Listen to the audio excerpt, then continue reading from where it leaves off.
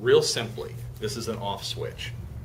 If you have a rat issue or a mouse issue, you can turn it off today with rat out. And that's a little different than what we normally do, because if a PCO goes out to a facility, you've got pipes and penetration, say, entering a building. Normally, you identify the penetration zones, you note the distribution of the pest, and then the PCO puts out traps or baits or whatever in order to fix the problem. And now, that's not very immediate. This is. If you take rat out gel and put it at those penetration points, those animals are going to stop using them. And they're going to stop using them immediately. And in reference to some of the case studies that we've done, and I think there's a nice photo there. At the bottom of the page, there's a little dollop of material on a pipe. Mm-hmm. In this particular case, we had a rat-infested farm building. It was about 60 by 100, if memory serves me correctly, corrugated metal. The rats were getting in and obliterating the bait stations. They were drinking up all the liquid tox, and they were tearing up the product in the building. So the technician looked at this and went, well, I've got this new material on my truck, and using roughly 3/4 of a tube, he put dollops of the material, about the size of a Hershey's Kiss, right at those penetration points on those pipes. He knew where the animals were coming in. He also banded an overhanging tree, and it was in such disrepair, the tree had penetrated a little bit of the louvers on a ventilation port on the building. But what ended up happening was they stopped feeding on the bait, they stopped drinking the liquid tox, and they stopped hitting the bagged product. Now that was in November.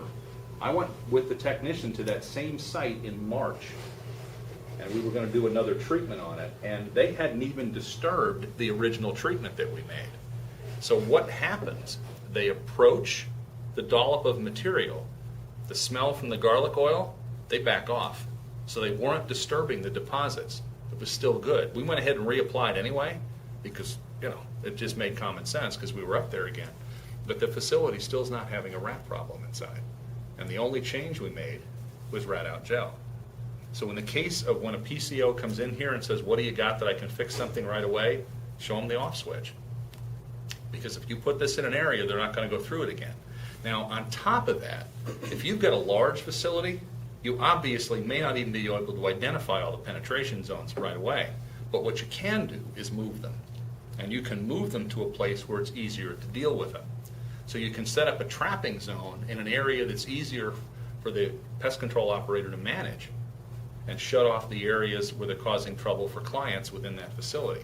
For sake of example, this room, you've got a sprinkler grid. Mm-hmm. Roof rats love sprinkler grids because no matter how many times a building changes hands or is remodeled, the sprinkler grid always stays the same. So they learn to use that as a pathway. With this, you can turn the pathway off and then guide them to an area where you've got nice trapping zones set up. You have ambush pallets set up. In some place you can manage as a professional, trap the population down and deal with it. So it just makes it a much easier process when you incorporate something to put them where you want them. And those are just some of the advantages of using the product. Now, we've also found it works on squirrels. The squirrel work that we've been doing, we've gotten just over a month of repellency, and we have a case study within the packet here you can look at. And in this particular situation, we had a house with a screen room on the back of the house was getting shredded because the squirrels would run along a fence line, climb a tree, leap onto the house on the brick siding, and run around that screen room and just rip the screens out. All right, how are you going to fix that? Well, you can shoot the squirrels. That's not normally a good idea in a small community. Makes too much noise. You certainly don't want to poison them. And in fact, in this case, neighbors were feeding the squirrels, but we just wanted to keep them off the one place. So what I did was I put dollops of the material on top of that fence that they were hopping along. Then on the tree that they were climbing to access the house, I banded it. And when I banded the tree, I then added dollops of material in those little pockets where they would sit, and then went over to the house, put some dollops of material in the mortar joints on the brick where they were impacting it. And we did that work on the 14th of April. The 15th of April, the homeowner's looking out the little bay window in the kitchen. She said the squirrels were all over the place outside, and she even saw one trailing material off its foot. The next morning, they were gone. They didn't show up for almost a month and a half. Wow. And they had been there every day. We just did a reapplication, and same thing. They were starting to get active, and now they're run off again. So that's outside with full exposure to the weather, full exposure to the sun, and the squirrels are definitely getting into it, because when I go out and look, I can see where they've smeared it and gone through the deposits. But it's working on an animal that large. And anything that works outside for that long, that's a good thing. Yeah. If you've got squirrels coming into an attic, the holes and penetrations they're using, you put this in the edge of the penetration, now it's completely protected from the weather.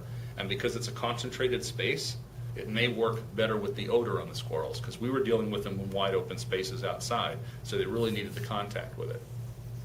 But once again, it's just one more place we found a use for it. We just had the gentleman that I mentioned to you in the Jacksonville area, and he's had a raccoon situation at a house. He's a trapper.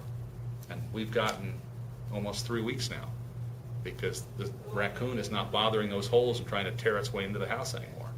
And he said it's the only thing he's been able to find that has worked. Because he said he can't get them in traps or anything else, and the homeowner's thrilled, because they're not getting raccoons bouncing around the attic anymore. Yeah. So there's a lot of places you can use a material like this, but the bottom line, it's an off switch. You can turn off a rodent problem with it, and you can do it today. Most of the time in the field, the PCO goes out, and he's got to wait a while. With this, he doesn't. He can give the customer satisfaction right away. What size packaging? How many tubes are in a case? The normal case is 10 tubes to a case. And so it's not going to be an expensive item for PCO, because I believe your sales sheet has it for $24 a tube. So you're not looking at a tremendous amount of money. And the nice thing is, that's a pretty easy package to deal with. Oh, yeah. You know, it easily fits into a route truck, and that's a big consideration. The tube actually screws onto the front. So when you cut it open, you don't want to cut the threads. You just screw on the tube, stick it in a caulking gun, and go to work. And so it can easily be used by a technician any place he wants to go. It's easy to carry. And the techs that I've been working with that did the case studies, in their mind, this is how they can fix a problem where they tell the customer for months and months and months, you need to patch those holes, you need to seal up these gaps, and the customer says, yeah, we'll get right on that. Right. 6 months later, it's never changed. Right. This way they can make a change now. Because the last thing the PCO wants to do is keep knocking himself out trapping animals, when the real problem is the penetration zones. Right. This will shut the penetration zones off.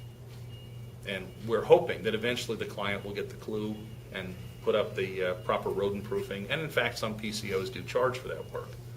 Yeah, This allows you to do it today. You don't have to carry a hammer and a saw and boards and hardware cloth and all this other type of thing. You just carry your tube in and do your work and go on.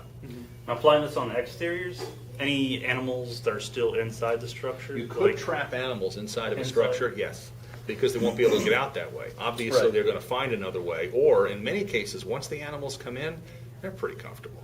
Yeah. But if you do trap animals inside, because as a PCO you're using layered techniques, you're going to be fine. You just have to identify the zones where the animals are, and in fact, if you want to shrink them down with this, so you can trap them in a little tighter space. Right. What I normally recommend with a product like this, being a repellent, is you have to have a push-pull process going on. So what I want to do is push them away and drive them and cut them off with this, and then I want to have my traps with some sort of delightful attractant. And you folks, I noticed, sell the JF Oaks product, and the Pro Pest rat and mouse attractant is fantastic. And I have been using it in conjunction with the rat out gel, because I have my snap trap set up, and I put the Pro Pest on those traps, and then the animals are driven away from this zone, but they come over here and something smells really good, and bam. Yeah. And that material, I mean, those rats are into it fast. That's a very effective product. And in combination with something like this, it's that layered process that a PCO should be using.